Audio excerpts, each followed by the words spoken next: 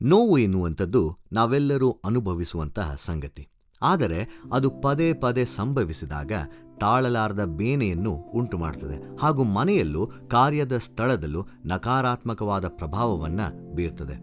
ಯವನಸ್ಥನಾದ ಯೋಸೇಫನು ತನ್ನ ಬದುಕಿನಲ್ಲಿ ಬಹಳ ನೋವನ್ನು ಅನುಭವಿಸ್ತಾನೆ.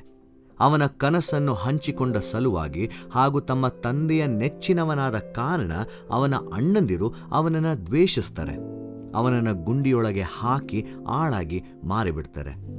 ಇದೆಲ್ಲವನ್ನು ಹಾದು ಹೋಗಲು ಬಹಳ ಅಲ್ಪಪ್ರಾಯದವನು. ಅವನು ಕೆಲಸ ಮಾಡುವಂಥ ಸ್ಥಳದಲ್ಲಿ ಸುಳ್ಳು ಆರೋಪ ಹೊರಿಸಿ ಸೆರೆಮನೆಗೆ ಹಾಕಲಾಗ್ತದೆ. ಈ ಪರಿಸ್ಥಿತಿಯಲ್ಲಿ ನಾನು ನೀನು ಇದ್ದಿದ್ದರೆ ಏನನ್ನ ಮಾಡುತ್ತಲಿದ್ದೇವೋ ನನಗೆ ಗೊತ್ತಿಲ್ಲ. ತನ್ನ ಅಣ್ಣಂದಿರು ಸಂಪೂರ್ಣವಾಗಿ ಅವನನ್ನು ಅಲ್ಲಗಳೆದಿರ್ತಾರೆ. ಬದುಕಿದ್ದರೂ ಸತ್ತವನ ಹಾಗೆ ಅವನು ಇರ್ತಾನೆ.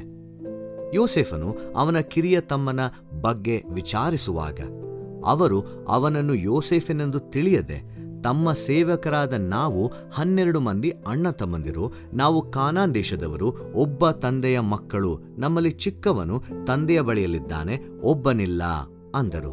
ಆದಿಕಾಂಡ 42 ವಚನ 13. ಅವನಿಂದ ಪ್ರತಿ ಸ್ಥಳದಲ್ಲೂ ಅವನಿಗೆ ಬರೀ ಗಾಯ, ನೋವು.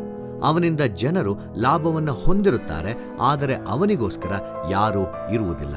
ಅವನನ್ನು ಸಂತೈಸಲು ಪ್ರೋತ್ಸಾಹಿಸಲು ಯಾರೂ ಇರದೆ ಬಹುದೂರ ನೋವಿನಲ್ಲೇ ಪ್ರಯಾಣ ಮಾಡಿ ಬಂದಿರ್ತಾನೆ. ಅಣ್ಣಂದಿರಿಗೆ ಅವನು ಎಲ್ಲಿದ್ದಾನೆನ್ನುವ ಅರಿವು ಸಹ ಇರುವುದಿಲ್ಲ. ಅವನು ಬದುಕಿದ್ದಾನೋ ಸತ್ತಿದ್ದಾನೋ ಅವರಿಗೆ ಗೊತ್ತಿರುವುದಿಲ್ಲ.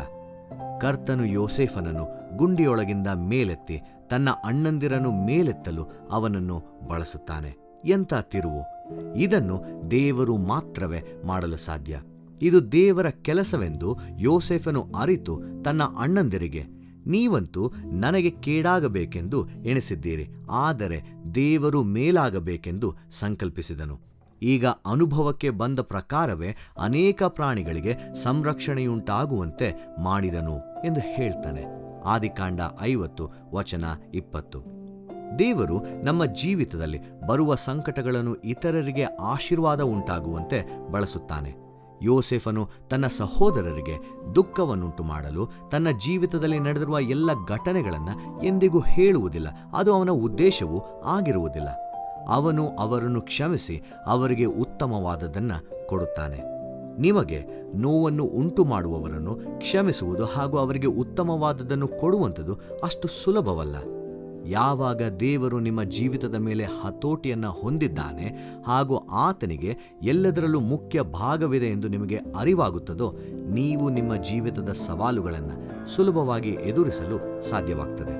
ನಿಮ್ಮ ಹಿಂದಿನ ದಿನಗಳಲ್ಲಿ ಬಹಳವಾಗಿ ಮನನೊಂದು ಅದನ್ನು ಕ್ಷಮಿಸಲು ಆಗದೆ, ಬಿಟ್ಟು ಬಿಡುವುದಕ್ಕೂ ಸಹ ಆಗದೆ ಕಷ್ಟಪಡುತ್ತಿದ್ದೀರಾ. ಅದರ ಕುರಿತು ಇನ್ನು ದ್ವೇಷವನ್ನು ಬಿಗಿ ಹಿಡಿದು ಮುಂದುವರಿಸುತ್ತಿದ್ದೀರಾ. ದಯಮಾಡಿ ಅದನ್ನು ಬಿಟ್ಟು ಬಿಡಿ. ಅವರ ಕ್ಷಮೆಗಾಗಿ ಕಾಯುವುದನ್ನು ನಿಲ್ಲಿಸಿ.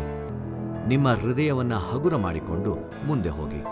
ನಿಮ್ಮ ಬಳಿಯಲ್ಲಿ ಈಗ ಇರುವಂಥದ್ದು ನೀವು ಕಳೆದುಕೊಂಡಿರುವುದಕ್ಕಿಂತ ಎಷ್ಟೋ ಉತ್ತಮವಾಗಿದೆ. ಉತ್ತಮವಾದ ಭಾಗವನ್ನು ನೋಡಲು ಪ್ರಯತ್ನಿಸಿ. ನಿಮ್ಮ ಜೊತೆಯಲ್ಲಿ ದೇವರು ಯಾವಾಗಲೂ ಹಾಗೂ ಸದಾಕಾಲಕ್ಕೂ ಇರುತ್ತಾನೆ. ಅದರಲ್ಲೂ ನಿಮ್ಮ ಕರಾಳ ಕ್ಷಣಗಳಲ್ಲೂ ಇರುತ್ತಾನೆಂದು ನಂಬಿರಿ. ಆತನು ಯೋಸೇಫನಿಗೆ ಇದನ್ನೆಲ್ಲ ಮಾಡಿದನು, ಆತನು ಇದನ್ನೆಲ್ಲ ನಿಮಗೂ ಸಹ ಮಾಡುತ್ತಾನೆ. ನಿಮ್ಮ ಜೀವಿತದಲ್ಲಿ ಏನೇನೆಲ್ಲ ಆಗಿದೆ ಎಂದು ನೆನೆದು ನಿಮ್ಮ ಮುಂದಿರುವ ವರ್ಷಗಳನ್ನು ಯಾಕೆ ವ್ಯಯ ಮಾಡುತ್ತೀರಾ? ದೇವರು ನಿಮ್ಮನ್ನು ಎಲ್ಲಿಯ ತನಕ ಕರೆದೊಯ್ದಿದ್ದಾನೆಂದು ನೆನೆದು ನಿಮಗಿರುವ ಜೀವಿತವನ್ನು ಆಚರಿಸಿರಿ. ನಿಮ್ಮನ್ನು ಗುಂಡಿಯೊಳಗಿಂದ ಮೇಲೆತ್ತಿ ಬೇರೆಯವರನ್ನು ನೀವು ಮೇಲೆತ್ತುವ ಹಾಗೆ ಮಾಡಿದ್ದಾನೆ. ದೇವರೊಂದಿಗಿನ ನಿಮ್ಮ ಜೀವನ ನಿಮ್ಮ ದೃಷ್ಟಿಕೋನವನ್ನು ಬದಲಿಸುತ್ತದೆ. ಶುಭ ತಿಂಗಳು. ದೇವರು ನಿಮ್ಮನ್ನು ಆಶೀರ್ವದಿಸಲಿ.